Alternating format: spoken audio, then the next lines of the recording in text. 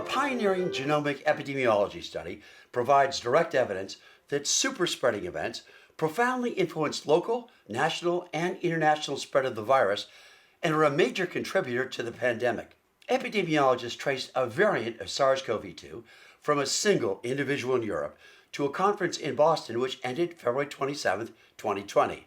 By mid-July, the epidemiologists traced that variant to 1/3 of all cases sequenced in Massachusetts and 3% of all genomes studied in the United States to date, including Virginia, North Carolina, and Texas, and to other countries, including Australia, Sweden, and Slovakia. Jacob Lemieux, MD, DPhil, is an infectious disease specialist at Massachusetts General Hospital and was part of a large collaboration among over 50 researchers from MGH, the Massachusetts Department of Public Health, the Broad Institute, Boston Healthcare for the Homeless, the Harvard T.H. Chan School of Public Health, and many others. Jacob, what was the downstream effect of this one individual at this conference? How many people or what geographic area ended up being affected by this one single individual? It seems to be a substantial impact. Estimating the precise number of individuals is very challenging because what we don't have is a random sample from Massachusetts or a random sample from the United States, but several features of the data suggest that the correct order of magnitude here is that the impact of the event is measured in tens of thousands of individuals. By August 1st, the Boston area had 92,885 infections and 6,542 deaths. COVID-19 is characterized by the prominence of superspreading events in which one individual infects an unusually large number of secondary cases. A superspreading event is the transmission of at least 8 secondary infections from a single source. A great deal of SARS-CoV-2 transmission has occurred in clusters of cases linked to events and gatherings, and those include cruise ships, churches, care homes, homeless shelters, and now colleges. Jacob, how often does this virus mutate, and how close does that allow you to get to actual individuals spreading the virus from one person to the next or to a group of people? That's the critical detail, is our resolution is limited by the frequency that genetic diversity accumulates in the virus. We see one genetic marker emerge every 1 to 2 weeks in a given viral lineage. So that's pretty much the limit of our resolution, on the order of 1 to 2 weeks at best. We really can't go beyond that. So we're not, that's a property of the virus. We're unlikely to be able to get down to the individual level, but we can get highly resolved in time and in space.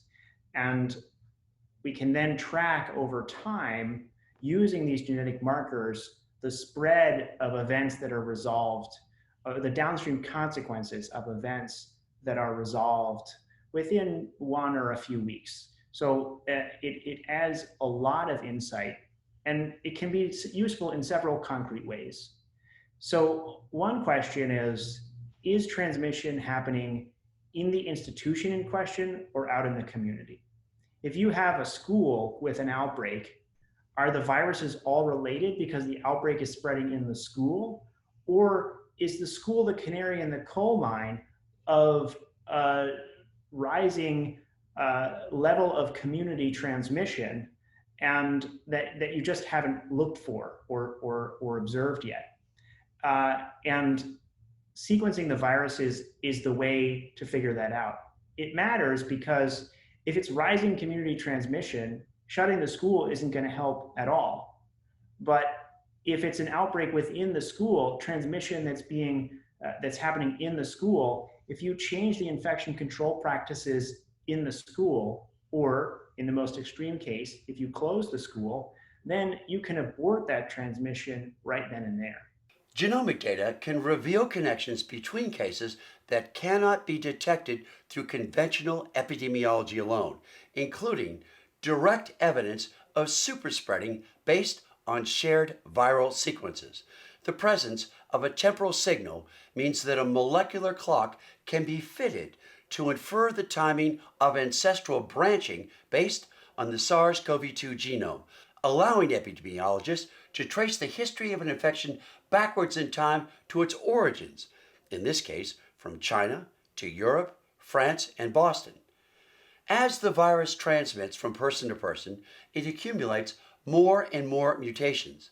These come from mistakes that polymerases make in copying the virus and have so far occurred in regions of the virus that have no effect on its pathogenicity or biology. These mistakes or mutations are identified as SNPs. In Boston, the novel SNP C2416T was sequenced. The RNA polymerases of RNA viruses, like SARS CoV 2, are termed the king of errors, causing a mutation once for every 1,000 to 100,000 nucleotides polymerized and leaving a telltale stream of mistakes or mutations behind them as clues as to where they have been. Jacob, is this virus a little like a passport in that you may have picked up a SNP in France and one at a conference and one in Worcester so that it has a number and you are actually able to look at it and go, well, it sort of came from here? I think that's a good analogy. It's yeah, it's like getting a stamp in your passport, but the stamps are not 100% linked to the place and time at which they're given. So there's an inferential process by which we say it appears that nearly all of the viruses that have this particular marker were in Western Europe at this particular time. Therefore, given that information, when I see a virus that has that particular signature, I can infer that it passed through that location at that time. So, if you look at the data from Wuhan, doctors were seeing success with contact case tracing and isolating all known contacts in January and February. What difference would it have made if our testing was up to par in late February? What if we were testing people as they came into Logan Airport and then isolating contacts to perhaps prevent tens of thousands of infections? The Massachusetts Department of Health was testing contacts.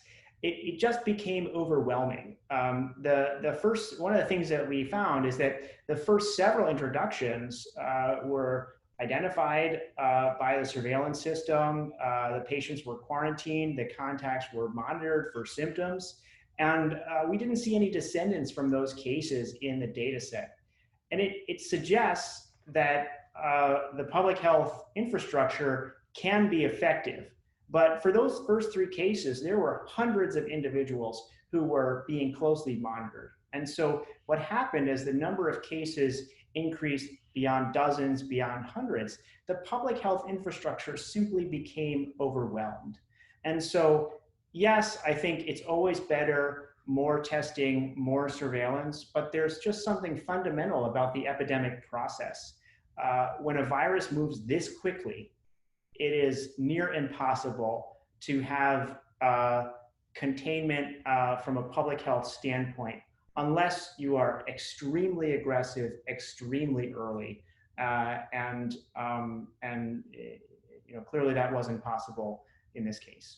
239 scientists from 32 countries, in an open letter to the World Health Organization, outlined the evidence that smaller airborne particles can infect patients and asked the WHO to revise its recommendations. Clearly, no conclusive proof, and there are alternative explanations for outbreaks, such as the choir in Washington state, in which close proximity and loud singing could explain the outbreak with conventional large droplets.